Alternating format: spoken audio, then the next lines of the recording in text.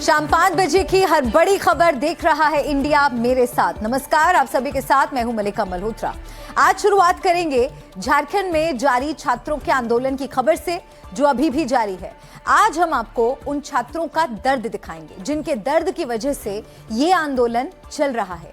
लेकिन उससे पहले प्रदर्शन को लेकर आज का अपडेट। इस आंदोलन में जो बात आसानी से बनती नजर आ रही थी, वो अभी तक पटरी पर नहीं आ पाई है। एक तरफ सरकार भी छात्रों से बात करने के लिए तैयार नजर आ रही है, तो दूसरी तरफ छात्र बात करने को तो राजी हैं, लेकिन अपनी मांगों के साथ, अपनी शर्तों के साथ। कुल मिलाकर रांची में प्रदर्शन स्थल का माहौल बेहद गर्म नजर आ रहा है।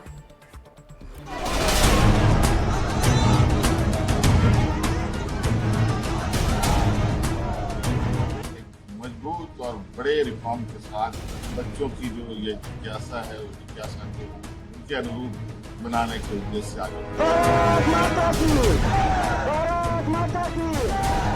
झारखंड में मूसलाधार बारिश के बीच भी छात्र आंदोलन की ज्वाला कमजोर पड़ने के बजाय और ज्यादा धधकी नजर आ रही है।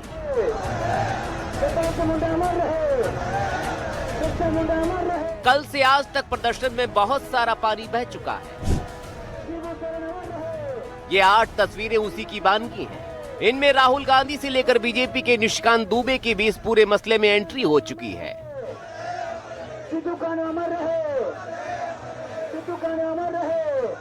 लेकिन छात्र छात्राओं का आंदोलन जोर पकड़ता ही जा रहा है।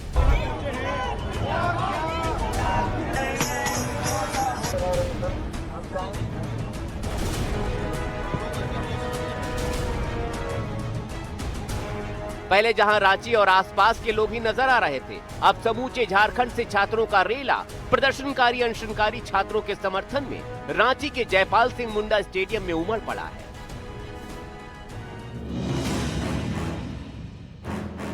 कल रात से लेकर अभी तक छात्रों से वार्ता का खाका तैयार हो रहा है। ये 2 तस्वीरें देखिए। ये रात की तस्वीर है, दूसरी शुक्रवार दोपहर 12 बजे की है। दोबारा अधिकारी स्टेडियम में वार्ता को पटरी पर लाने का काम कर रहे हैं, लेकिन अभी तक बात पूरी तरह से बन नहीं पाई है। रांची एसडीएम कुमार रजत और एडीएम लॉ एंड ऑर्डर ने जयपाल सिंह मुंडा स्टेडियम में छात्रों से बात की थी।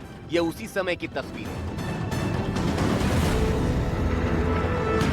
हालांकि छात्र पहले से ही बात करने को तैयार हैं, लेकिन सरकार की तरफ से साफ कर दिया गया था कि वो छात्रों से ही सिर्फ बात करेंगे, उनके अलावा किसी भी शामिल व्यक्ति से वो बात नहीं करेगी। ना तो वकील से बात करेगी, ना ही किसी पत्रकार को वार्ता में शामिल किया जाएगा। इन सब के बीच आज झारखंड के मुख्यमंत्री हेमंत सोरेन एक बार फिर सामने आए। उन्होंने कहा कि वो छात्र हितों की रक्षा के लिए पूरी तरह से तैयार है। जो माध्यम है वो माध्यम से बात करने के लिए भी हम लोग तैयार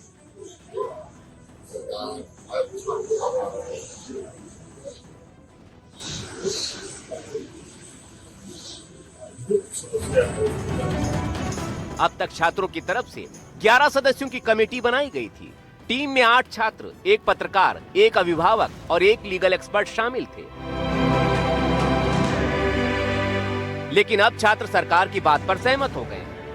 इनका कहना था कि सरकार डेलीगेशन के लिए तैयार है, आप लोग तैयार हैं कि नहीं?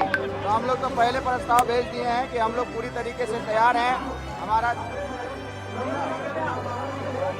हमारा प्रतिनिधि मंडल भी भेज दिया गया है, नाम प्रस्ताव भी चला गया है।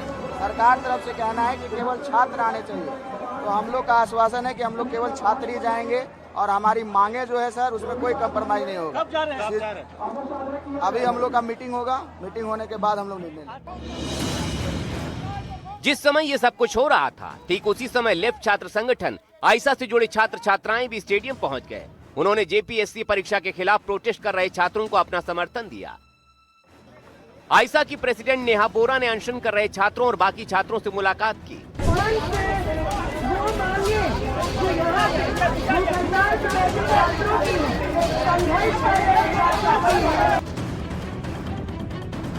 इससे पहले अनशन करने वालों में से एक छात्र राहुल क्रांति की हालत बिगड़ गई थी। भारी बारिश में भीगने के बाद उन्हें जबरदस्त बुखार और दिक्कतें होने लगी थी। इसके बाद उन्हें अस्पताल में भर्ती कराया गया। हमारे साथ राहुल क्रांति जी हैं, जो पिछले 4 दिनों से अनशन पर बैठे हुए थे छात्र आंदोलन में। इनकी तबीयत सुबह थोड़ी ज़्यादा खराब हो गई इनको लेकर के हम लोग सदर अस्पताल पहुंचे।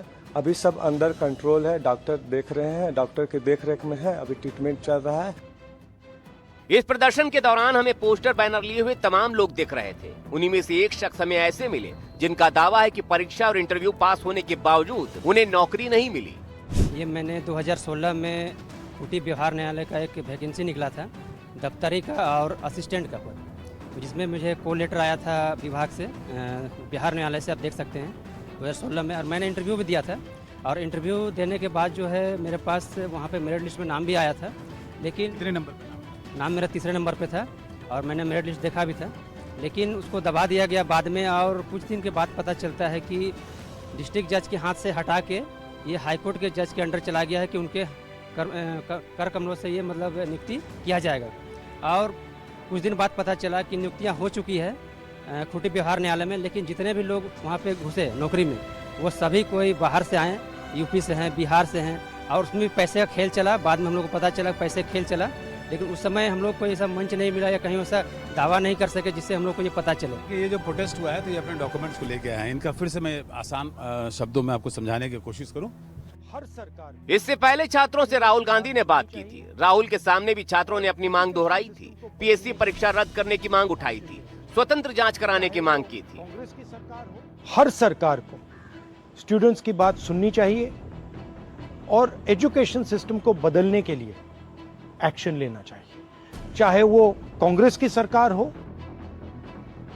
इन सब के बीच बीजेपी नेता निशिकांत दुबे ने छात्रों के समर्थन में एक्स पर पोस्ट किया था कि अगर संसद सत्र चलने तक छात्रों के हित में फैसला नहीं हुआ तो वह छात्रों के साथ अनशन करेंगे। कुल मिलाकर हर तरफ से छात्रों को समर्थन तो मिल रहा है, लेकिन अभी तक नतीजा कुछ भी नहीं निकल पाया है। अंकित त्यागी और प्रभाकर के साथ ब्यूरो रिपोर्ट, एनडीटीवी इंडिया।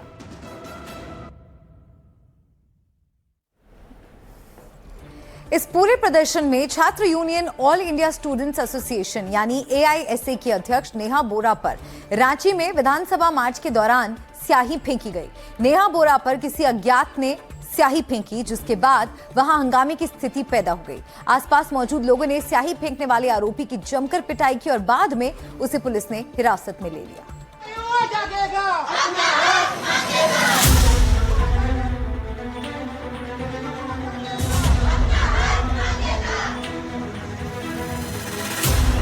भर्ती परीक्षाओं में धांधली को लेकर रांची के छात्र आंदोलन में भारी हंगामा हो गया। जब वहां पहुंची आइसा की राष्ट्रीय अध्यक्ष नेहा बोरा पर स्याही फेंकी गई।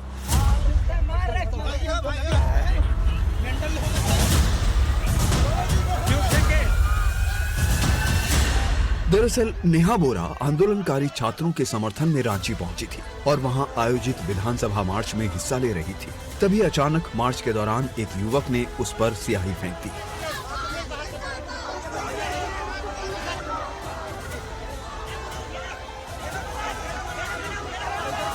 इसके बाद वहां भारी हंगामा और अफरा तफरी का माहौल बन गया। मौजूदा प्रदर्शनकारियों ने आरोपी युवक की पिटाई कर दी। बाद में उसे पुलिस ने हिरासत में ले लिया।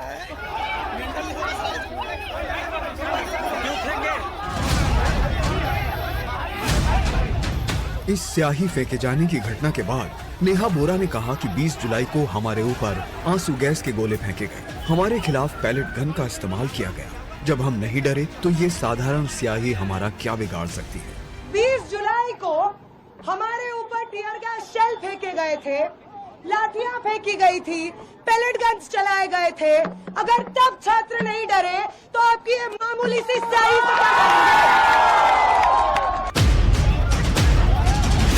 इसके बाद पूरे मार्च में अफरा तफरी का माहौल बन गया। प्रदर्शन कर रहे छात्रों ने स्याही फेंके जाने की घटना की कड़ी निंदा की। स्याही फेंका गया है और ये इस तरह की जो घटना हुई है ये बिल्कुल लोकतंत्र में अक्षम्य है। ये लोकतांत्रिक तरीके से आवाज हम लोग उठा रहे थे, ये लोकतांत्रिक तरीके से सवाल कर रहे थे, छात्रों के मुद्दे पे कर रहे थे, लेकिन उन्होंने ऐसा काम किया है। इससे पहले आइसा अध्यक्ष नेहा बोरा ने जयपाल सिंह मुंडा स्टेडियम में भूख हड़ताल कर रहे छात्रों से मुलाकात की थी। झारखंड में भर्ती परीक्षाओं में गड़बड़ियों के खिलाफ छात्रों का विरोध प्रदर्शन 14वें दिन में प्रवेश कर गया है, जिसमें 6 प्रदर्शनकारी भूख हड़ताल पर हैं। इसी क्रम में आइसा ने विशेष विधानसभा मार्च बुलाया। इस मार्च में नेहा बोरा भी शामिल हुई। हमारे मीडिया के साथी चौक चले, हमारा मार्च है, हम वहीं आपसे मिलेंगे। और फिर आगे बढ़ते ही नेहा बोरा पर स्याही फेंक दी गई। क्योंकि आप लोग बार बार पूछ रहे हैं कि स्याही फेंक दी क्या करेंगे। 20 जुलाई को हमारे ऊपर टीयर गैस शेल फेंके गए थे, लाठियां फेंकी गई थी, पैलेट गन्स चलाए गए थे। अगर तब छात्र नहीं डरे तो आपकी ये मामूली सी स्याही से क्या करेंगे? बीते 14 दिनों से जेपीएससी और जेएसएससी परीक्षाओं को रद्द करने की मांग को लेकर छात्र भूख हड़ताल पर बैठे हैं। अब देखना होगा कि छात्रों की ये आवाज और कितनी बुलंद होती है। रांची से अंकित त्यागी के साथ ब्यूरो रिपोर्ट, एनडीटीवी इंडिया। और अब बात करेंगे छात्रों के दर्द की, उनकी परेशानियों की। वो दर्द, वो परेशानी जिसने उन्हें आंदोलन के लिए मजबूर किया। ये ऐसा दर्द है जो किसी का भी कलेजा फाड़ दे, किसी की भी आत्मा को कपा दे। वो दर्द जो हद से गुजर गया तो छात्र आंदोलन के मोर्चे पर आने को मजबूर हो गए। ईयर में है और हमें 3 दिनों से यहाँ पे हैं और हम रांची में रह के पढ़ाई करते हैं। पेपर लीक बहुत ज़्यादा हो रहा है यहाँ पे। कहाँ से आए हो? हम लातेहार से आए हैं। लातेहार से रांची में यहाँ पढ़ाई करने? यहाँ से 100 किलोमीटर दूर है। तो अकेले रहते हो? हाँ, यहाँ पे हम रूम लेके अकेले रहते हैं और उसमें बाद में पेपर लेके बहुत ज़्यादा होता है। हर साल पेपर बिकता है, जैसा पेपर चाहिए वैसा दाम लगता है। डीएसपी के लिए 1 करोड़ दीजिए, पैसा आपको मिल जाएगा पेपर। एक बात बताओ, आपके माँ बाप क्या करते हैं? क्या करते हैं आपके परिवार? मेरा परिवार किसान है और खेती बाड़ी करते हैं। उन्होंने आपको यहाँ रांची में पढ़ने के लिए भेजा है? हाँ। तो जब वो सुनते हैं इस तरह की, तुम सुनते हो, तो उनको लगता है कि उनकी मेहनत खराब हो रही है। वो बेचारे आपको पढ़ाने की कोशिश कर रहे हैं और क्योंकि झारखंड में सबको लगता है सरकारी नौकरी ही एक रास्ता है आगे बढ़ने का। हाँ, वैसा लगता है। और यहाँ कोई साधन नहीं है, नहीं आईटी सेक्टर है, नहीं कुछ है, इसलिए हर बार पेपर लीक होता है। मेहनत करते हैं, पेपर लीक होता है, मेहनत करते हैं, पेपर लीक होता है हर बार। ये बताइए, सरकार कह रही है कि देखिए हमने 11 लोगों को पकड़ भी लिया है, हम बात करने को भी तैयार है। आपको लगता है कि सरकार अपनी तरफ से कोशिश कर रही है? पूरी सरकार कोशिश कर रही है लेकिन पूरी कोशिश नहीं कर रही। सीआईडी छोड़ के सीबीआई जांच करवाइए। तो वो पूछते हैं सीबीआई जांच से क्या होगा? हम ईमानदारी से जांच तो करा रहे हैं। तो कहाँ नहीं जांच हो रही ईमानदारी से? कोई भी चाहिए, कहीं भी दुकान ठेला में, जहाँ क्या बोलते हैं, चाय की टपरी में आपको चाहिए, वहाँ ही बोल देगा कि किस चीज़ का पेपर चाहिए, उस चीज़ का पेपर आपको मिल जाएगा। जितना पैसा दीजिए वैसा पेपर मिलेगा। इतना बुरा हाल है? हाँ। तुमको लगता है कि पढ़ाई जो कर रहे हो उससे कोई फायदा नहीं है? क्या करोगे आगे? क्या बिजनेस फिर करना पड़ेगा, कोई ऑप्शन नहीं है। फिर सरकारी जॉब नहीं हो पाएगा। पैसा रहेगा तभी सरकारी जॉब मिलेगा, तो नहीं मिलेगा। अब बताओ प्रेम, क्या करते हो? मैं पढ़ाई करता हूँ, जेपीएससी की तैयारी करता हूँ। लास्ट टाइम मैंने इंटरव्यू भी दिया था, इस बार भी मैं पीटी क्वालिफाई हूँ। बट फिर भी प्रोटेस्ट में आया इसलिए क्योंकि इतना सारा इरेगुलरिटी यहाँ पे हो रहा है कि मुझे झंडा ये जो एक बार मैं दिखा दूं जरा आपको। This is a big flag. It's कितना लंबा फ्लैग है, कितना बड़ा फ्लैग है? 1 मिनट भैया। 500 मीटर फ्लैग। तो ये सब लोग 500 मीटर फ्लैग लेके जा रहे हैं। दोस्त 1 मिनट प्रवीण से बात कर लो, फिर आराम से आपसे बात करूंगा। तो अब मुझे ये बताओ, अपने घर से इतना दूर रहते हो, क्या करते हैं परिवार वाले? परिवार वाले बस अपना जो भी प्राइवेट जॉब है, अपने घर में दुकान है, राशन की दुकान है, बस उसी किसी तरह से गुजारा चल रहा है। कितने लोग हैं घर में? घर में तो भैया भाभी है, पापा मम्मी। अब वैसे भैया तो अलग रहते हैं लेकिन पापा मम्मी के साथ में रह रहा हूँ। फिलहाल मेरी शादी नहीं हुई है और वो भी उसका भी कारण जेपीएससी है कि अभी तक शादी नहीं हो पा। अभी तक शादी नहीं हो पा रहा है क्योंकि नौकरी नहीं है। नहीं है क्योंकि बेरोजगार को बेटी नहीं देना चाहता। उसके बाद ये भी रहता है कि जेपीएससी निकलेगा तो शायद कुछ हो सकता है। लास्ट टाइम मैंने इंटरव्यू दिया था तो लगा रहा था कि शायद हो सकता है इस बार कुछ हो जाएगा, बन जाओगे, हो जाएगी। कम से कम सपना जो है माँ बाप का है, अपना सपना है और झारखंड के लिए कुछ करने का जो सपना है उसको पूरा कर सके। बट यहाँ पे इतना सारा सेटिंग कह रही है कि आपसे बात कर लेंगे हम। सरकार बात करना चाहती है, ठीक है, मान रहा हूँ, लेकिन सरकार का टैगलाइन है सरकार आपके द्वार। उस टैगलाइन अभी कहाँ गया सरकार के पास? उसके बाद मैंने उस टाइम से मैं कंपटीशन में लगा था अभी तक से अब तक। जी सर, अब तक मैं अभी तक से तैयारी करता हूँ, लेकिन दुर्भाग्य है कि मैं गरीब हूँ, मेरे पास पैसा नहीं है, तो मैं सरकार के कहाँ द्वार और नौकरी कहाँ से खरीदूँ सर? बस ये बताओ मुझे कि परिवार से कितना प्रेशर रहता है आप लोगों के ऊपर? परिवार से प्रेशर, इतना प्रेशर मत पूछिए। परिवार से छोड़िए, फैमिली, परिवार हो गया, आपका रिलेशन हो गया, गांव हो गया। बच्चा है सर, हम लोग एक तो खेती हार का बच्चा है। हम लोग, मेरे पापा तो किसान है, मम्मी तो एक है। और कैसे हम लोग पूरा खेती बाड़ी तो करके जुड़े हुए हैं। हम लोग को कर्ज करके हम लोग पढ़ाया जा रहा है। और ये सरकार तो देख रही है, सारा सिस्टम से बेच रही है, पूरा हर वैकेंसी को बेच रही है। जबकि एक्साइज कांस्टेबल में हुआ सर। हम लोग बहुत मेहनत से रनिंग किए और रनिंग करने के बाद हम लोग जब एग्जाम देने के लिए गए तो सीटें भी गया। हम खुद सर भोगी हैं कि गांव जाते हैं ना तो घर में बैठे रहते हैं, मुंह दिखाने के काबिल झारखंड सरकार नहीं छोड़ा है सर। क्योंकि हम लोग इतना मेहनत करने के बावजूद भी अगर एक नौकरी नहीं निकाल पाए तो बोलता है कि लोग पढ़ता नहीं था। लेकिन सच्चाई यही है सर कि हम लोग का जो दोस्त जानता है कि ये आदमी कितना मेहनत किया है, आज भी रो जाते हैं सर कि हमने बेकार रात भर एक बिस्किट खा करके दिन गुजारे हैं, रात गुजारे हैं सर। लेकिन झारखंड सरकार क्या करता है अंत समय में कि वो सीट सारा का सारा बेच देता है और बोल देता है कि आप 1 नंबर से छट जाइए, 2 नंबर से छट गए। 18 इंजीनियर्स हैं जो बेरोजगार हैं। हाँ, यहाँ पर इतने हैं, आप सोचिए कि झारखंड में ऐसे कितने लोग होंगे। हजारों की तादाद में ग्रेजुएट इंजीनियर बेरोजगार है। और हमने मुख्यमंत्री साहब से भी मुलाकात की थी। जब माननीय मुख्यमंत्री जी शपथ ग्रहण किए थे तो उन्होंने भी हमें आश्वासन दिया था तो हम नौकरी निकलेगी, उसके इंतजार में हम सब यहाँ पे वेट की तैयारी की। लेकिन हमें सिर्फ इंतजार, अब भर्ती दो सरकार। मुझे अच्छा ये बताओ, आपका क्या नाम? सर मेरा नाम सूरज है सर। रामगढ़ से यहाँ से 60 किलोमीटर दूर है सर। एक तो हो गया कि ये मांग है, परिवार वालों क्या सोचते हैं कि इंजीनियरिंग करके घर में बेटा अभी तक बेरोजगार बैठा हुआ है, कैसे समझाते हो, क्या बात होती है घर में, क्या करता है आपका परिवार? सर मेरे पिताजी किसान है और सर हम लोग मिडिल क्लास में बस सबके पास 2 ऑप्शन रहता है, लेकिन मिडिल क्लास के पास एक ही ऑप्शन रहता है, वो भी गवर्नमेंट जॉब का, और किसी का नहीं सर। और वो भी हम लोग का वैकेंसी आउट भी नहीं हो रही है, तो फिर कैसे होगा सर? कैसे नहीं होंगे सर?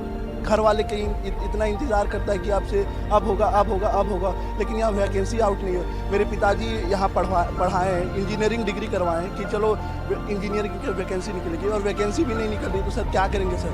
खर्चा आसान था तुम्हारे माँ बाप के लिए उठाना तुम्हारा?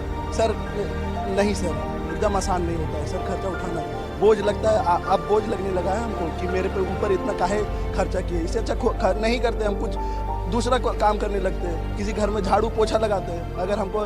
लेकिन मेरे माँ बाप बोले कि सोचे कि चलो इसको इंजीनियर बनाते हैं, लेकिन फिर भी अब क्या बोले सर, हम कुछ नहीं बोल सकते सर।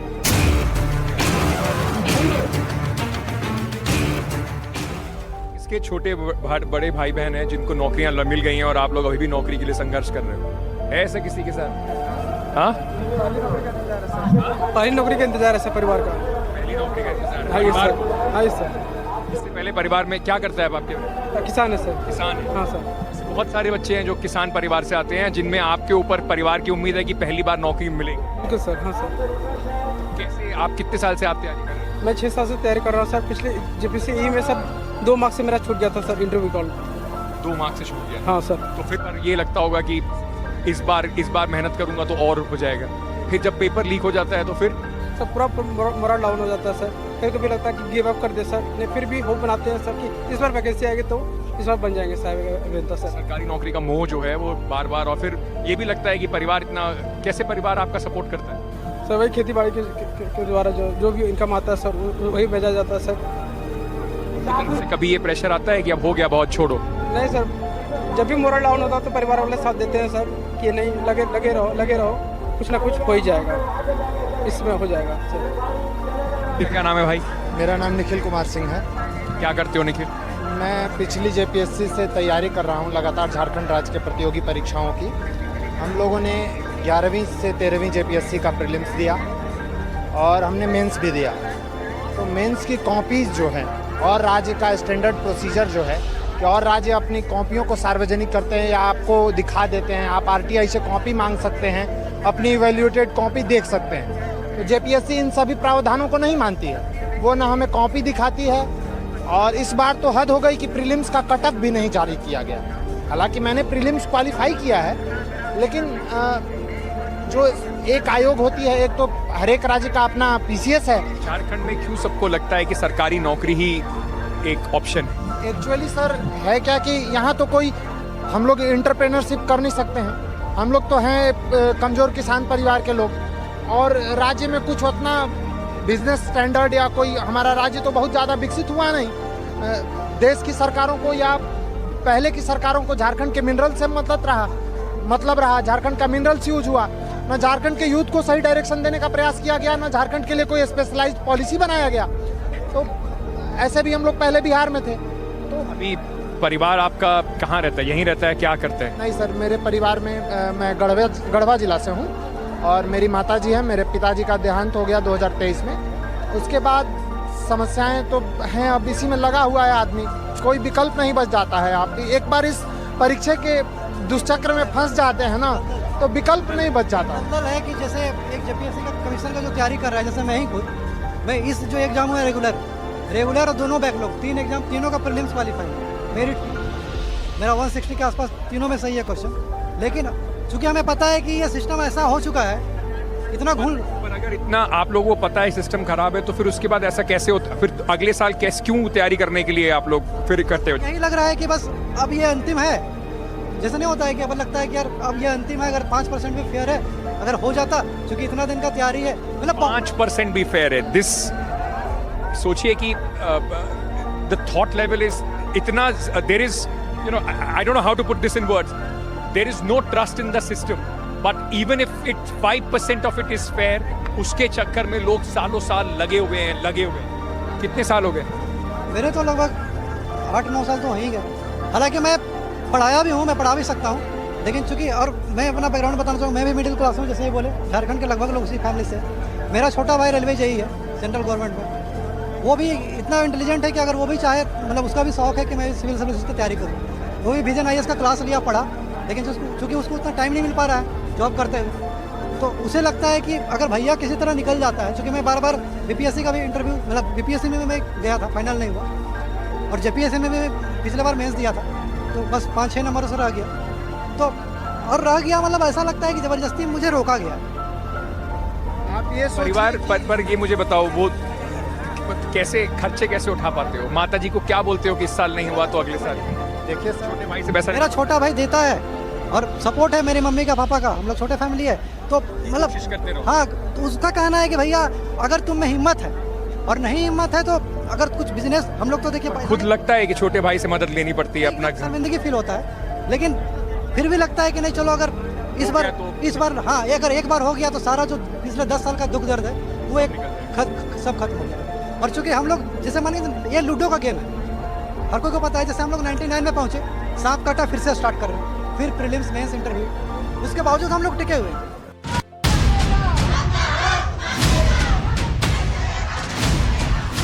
क्या नाम है भैया आपका? रंजीत पासवान हुआ। कहाँ से आए हो रंजीत? देवघर से आए सर। क्यों आए हो रंजीत यहाँ पे देवघर से? सर CGL के एग्जाम दिए हुए हैं, SSC CGL का ग्रेजुएशन लेवल का होता है। कैसे पहुँचे हो यहाँ तक? थके हुए लग रहे हो। हाँ सर, थके हुए थे। 29 तारीख से आया है, 29 तारीख से कंटिन्यू है यहाँ पर। रुकते यहाँ पे कहाँ हो? रांची में? यहाँ पर तो सोना पड़ता है नीचे, यहाँ पर यहीं पर रहते हैं। खाना भी यही मिल जाता है। तब जो यहाँ पर बाहर से खाना आता है, कोई मुंबई से आता है, कोई दिल्ली से, कोई UP से आता है, कोई बिहार से। कितनी बार तुम पेपर दे चुके हो? फिर यहाँ पर से 2016 से लेकर 2026 तक एग्ज़ाम दिए हम। 10 साल से? 10 साल से तैयारी की है, झारखंड का किए। अगर हम झारखंड का किए नहीं हो पाया, कुछ यहाँ पर एग्ज़ाम में अनियमितताएँ होती रहती है, पेपर लीक हो गया, पेपर को सीट भेज दिया जाता था पहले ही, हम लोग सिर्फ मोहरा बनते थे, तो कोई कैंडिडेट है एग्ज़ाम देने आया है। कैसे बार बार जब तुमको लगता है पेपर लीक होता, तो फिर दोबारा कैसे हिम्मत जुटा पाते हो पेपर देने की? देखिए सर, मट्टी से अपना सबको प्यार होता है, अपना जो जिस राज्य का होता है सबको अपना प्यार होता है, ठीक है। दूसरी बात ये है, परिवार क्या करता है तुम्हारा? सर परिवार शादी से अनमेरिड है। घर वाले, माँ बाप, तुम्हें समर्थन कैसे मिलता है? खर्चा कौन उठाता है तुम्हारा? खर्चा पिताजी देते हैं। पिताजी देते हैं? हाँ, लेकिन अब तो आप कुछ कम कर दिए हैं सरकार। कम कर दिए? हाँ, खर्चा उतना लेते नहीं। उन्हें भी नाउम्मीदी लगती है? सर उम्मीद तो कुछ कम है, लेकिन हमको उम्मीद 100% है, ठीक है। जैसे यहाँ झारखंड में सिस्टम बदलेगी, रिफॉर्म्स होगा, हम लोग जो सरकार के पास जो हम लोग का डेलीगेशन जो रखा हुआ है, प्रस्ताव हम लोग का जो है, हम लोग का यदि उनमें कुछ यदि पिताजी अब कहते हैं कि खर्चा अपना खुद उठाओ? अभी तो उतना प्रेशर नहीं मिला है, लेकिन हल्का हल्का प्रेशर मिला महसूस होता है। क्या कहते हैं? हालांकि कुछ अलग से करने के लिए भी, हालांकि हम ट्यूशन भी पढ़ाते थे, हम कोचिंग में भी पढ़ाए हैं, लेकिन हमारे जो दोस्त थे तुम्हारे साथ जिन्होंने पढ़ाई शुरू की, वो क्या क्या करते हैं? सब अलग अलग जगह पे सेट हो गए? हाँ, अलग अलग जगह पे सेट हुए हैं। कोई बिहार में है, आपको कोई झारखंड में भी है। उनको देखते हो तो बुरा लगता है कि वो सब आगे निकल रहे हैं और तुम अभी भी कोशिश कर रहे हो? नहीं, बुराई की बात नहीं है सर। उन लोग में जो होता था ना, उसमें झारखंड में फेयर एग्जाम होती थी। देख रहा है इंडिया में एक बार फिर से आपका स्वागत है। आइए खबरों में आगे बढ़ते हैं। आपको अनोखा अजूबा कुआं दिखाएं उससे पहले बात आरएसएस प्रमुख मोहन भागवत की। उनके जेनजी संवाद के बाद अब राजनीति में बयानबाजियों का घमासान शुरू हो गया है। मोहन भागवत ने कहा कि सरकार का विरोध करना राष्ट्र का विरोध करना नहीं है। इस बयान के आते ही उमर अब्दुल्ला से लेकर प्रियंका गांधी और केसी वेणुगोपाल तक सभी ने इस पर अपनी प्रतिक्रियाएं दी।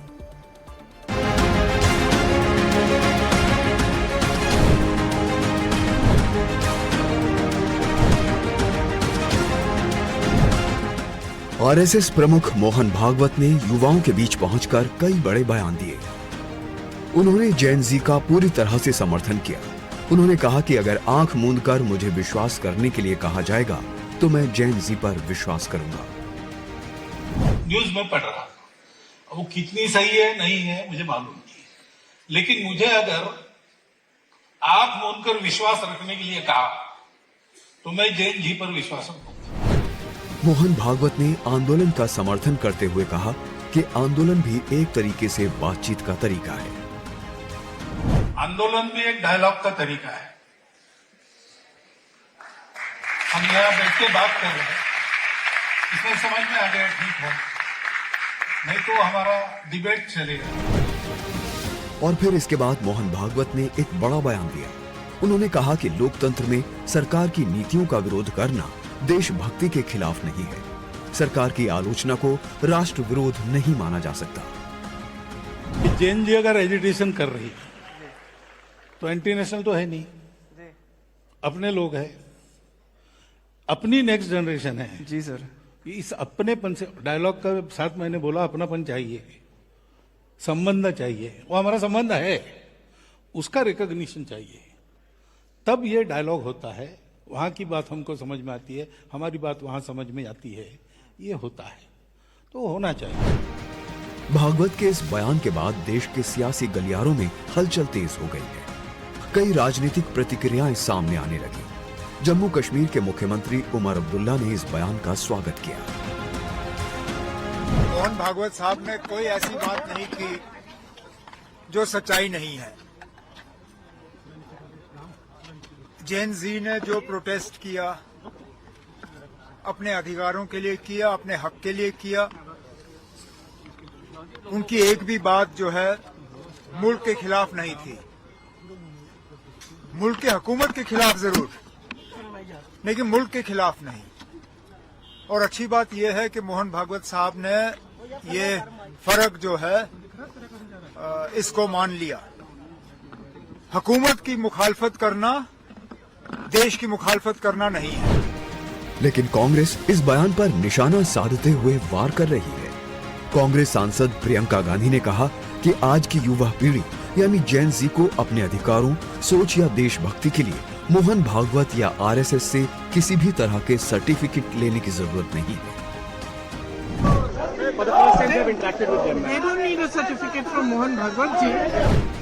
वहीं कांग्रेस सांसद केसी वेणुगोपाल ने कहा कि अगर मोहन भागवत वाकई जैन जी और युवाओं के अधिकारों के प्रति ईमानदार हैं, तो उन्हें देश के युवाओं पर हो रहे अत्याचारोों को लेकर तुरंत केंद्रीय गृह मंत्री का इस्तीफा मांगना चाहिए। If we have any sincerity to the Gen Z, let him ask to the Home Minister of India to resign. इसके अलावा कई राजनीतिक पार्टियों ने मोहन भागवत के इस बयान पर अपनी प्रतिक्रियाएं दी। ये हताश व्यक्ति की हताशा दर्शा रही है, पांव के नीचे की जमीन जा चुकी है। बिल्कुल सही बोले हैं, सरकार को भी समझाएं। बेचारे बच्चे अपने पेपर लीक को लेके जहां करोड़ों रुपए खर्च होते हैं, हर गरीब परिवार का माँ बाप अपना पेट काट के बच्चों की पढ़ाई कराते हैं, बच्चे मेहनत करते हैं, 16-16 घंटे करते हैं, 2-2 साल निकाल देते हैं, कितना कुछ नहीं होता है। ये तो अच्छी बात है, ये बीजेपी के लोग समझे। वो तो सब आरएसएस से आते हैं और वो बोलते हैं कि जो प्रोटेस्ट कर रहे हैं एंटी नेशनल है, ये गलत है, इसको मानने पड़ेगा। वहीं बीजेपी सांसद ने कहा कि प्रदर्शन स्थल पर गाली देने वाले 10-15 बच्चे ही सिर्फ जैनजी नहीं हैं, और भी बच्चे जैनजी हैं जो देश का नाम रोशन कर रहे हैं। ऐसा नहीं है जो प्रोटेस्ट पे 10-15 जो है गालियां देने वाले ही जेंजी हैं। आज जो झारखंड में बच्चे बैठे हैं और इतने अच्छे से प्रोटेस्ट कर रहे हैं, और सरकार के इतने जो युवा जो मेडल लेके आए देश के लिए, प्रधानमंत्री जी के नाम समर्पित किए। आज ये जो जितनी भी ब्रिगेड है, चाहे वो एनवायरमेंट डे के दिन पेड़ लगाने की बात होती है, ये कोई दिखते नहीं है। मोहन भागवत ने भले ही युवाओं को लोकतांत्रिक अधिकारों का पाठ पढ़ाते हुए उनका साथ दिया हो, लेकिन विपक्ष इसे संघ की एक नई राजनीतिक चाल के रूप में देख रहा है। युवाओं के नाम पर शुरू हुआ ये दंगल आने वाले दिनों में और तेज होने के आसार नजर आ रहे हैं। Bureau report, NDTV India.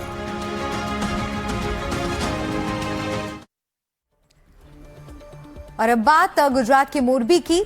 Morbi जिले में एक कुआं इन दिनों सुर्खियों में है। कुएं में जैसी हलचल हो रही है वो आज से पहले न कहीं किसी ने देखी थी न सुनी थी। ऐसे में जो भी कुएं में हो रही अजीबोगरीब हलचल के बारे में सुन रहा है वो कुएं के पास खिंचा पहुंच जा रहा है, क्योंकि मामला ही बहुत अजीब है।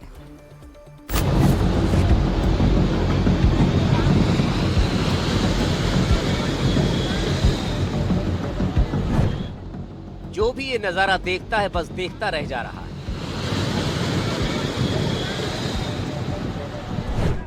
सोचने लग जाता है कि आखिर ये है क्या।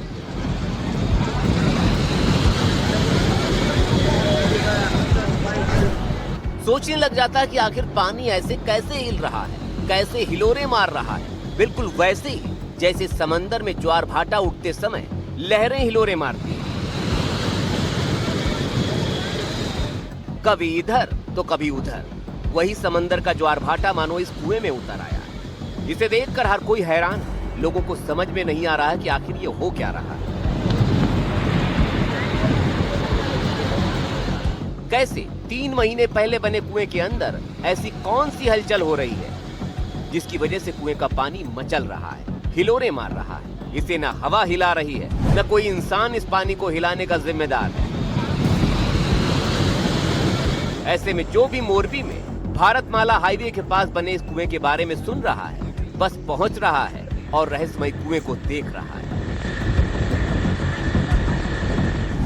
मोरबी के जो वीरपेड़ा गांव है उसमें अजीबो गरीबी घटना है वो सामने आई थी। 2 दिन पहले भी इस तरह की जो तस्वीर है वो सामने आई थी कि जहां जो भारतमाला हाईवे है वो भारतमाला हाईवे के पास एक खेत है और खेत में जो कुआं है वो कुआं का पानी एक तरफ से दूसरी ओर बाढ़ लगातार दिख रहा है। जिस तरह की ये तस्वीर है वो तस्वीर जो गांव के लोग हैं और आजू बाजू के लोग हैं उसमें एक रहस्यमय घटना के देखते हुए डर का माहौल और अजीब अजीब जो कैसे का रिश्ता दिख रहा है। लोगों की माने तो पानी हर समय नहीं हिलता, बल्कि बीच बीच में बंद हो जाता है, फिर कुछ समय बाद दोबारा हिलने लगता है, हिलोरे मारने लगता है। मैंने पहले आया था 1:30 बजे देखने, तो यह नहीं हुआ था, और 3 बजे आया फिर भी तो नहीं हुआ था। अभी 3 या 12 मिनट को आया तो ये दृश्य चालू हुआ था। और जो परसों सुबह शाम को हुआ था 2 दिन पहले ऐसा ही दृश्य हुआ था आज।